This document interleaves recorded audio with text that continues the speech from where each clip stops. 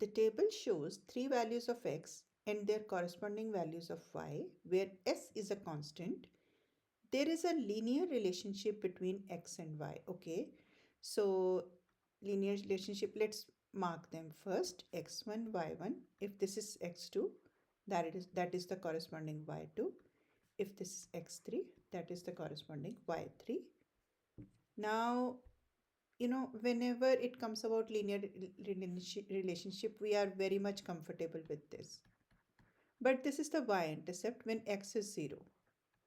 Some value b is there, which is not given in our table. So that means for this particular question, this formula directly will not work, right? We can do that, but that will be very lengthy. So what should we do?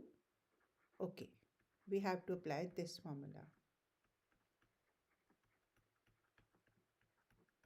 And if we are using, x1, y1 thing, so m is equal to y2 minus y1 over x2 minus x1, right? You have to be very careful. Sometimes we make a mistake. What is the mistake?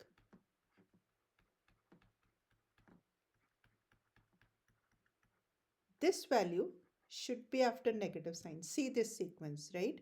It should always be here. You cannot do, okay, y1 minus y2. That will be wrong. Though the slope will be correct, right? It will end up at the same value. But this equation, this value should be after the negative sign. Be very, very careful about this. Now let's put the values. Let's say y1 is 24 is equal to y2 minus y1 over x2 minus x1. Okay, let's do this. And x1 is minus 2s. Y minus 24. This is negative 3 over negative s plus 2s. S, x, negative, negative, positive, plus 2s multiplying by s plus 2s, open the bracket, sy minus 24s is equal to negative 3x minus 6s. Okay, let's do it here. So sy, adding 3s on both sides, 3x on both sides, and adding 24s on both sides. Sy plus 3x is equal to 18s. Sy plus 3x is equal to 18x. Okay. Sy, this is sy, right? So B is the right option. Okay. Before doing this question, let's understand its property first. This is a triangle. Let's say this is 3 and 4 and 5, and this angle is of 90 degree. And this angle is theta, right? If I apply the angle sum property here, so this angle will be like this is 90 degree and this is theta plus whatever this angle is equal to 180 degree by angle sum property. So x is equal to 180 minus 90 minus theta. So that means 90 minus theta. So this will be 90 minus theta. And that is true every single time. Because it is true every single time, learn this pattern that this is 90 degree, this is theta, and this is 90 minus theta. Okay.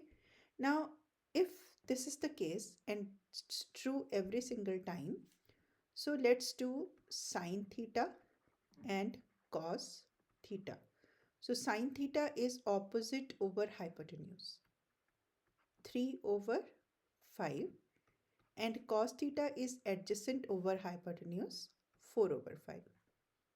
Now let's do cos of 90 minus theta and sine of 90 minus theta.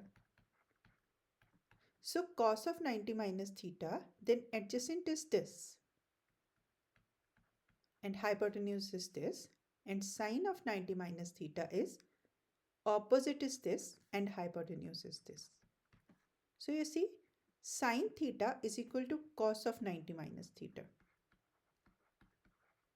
or cos of 90 minus theta is equal to sine theta, and sine of 90 minus theta is equal to cos theta.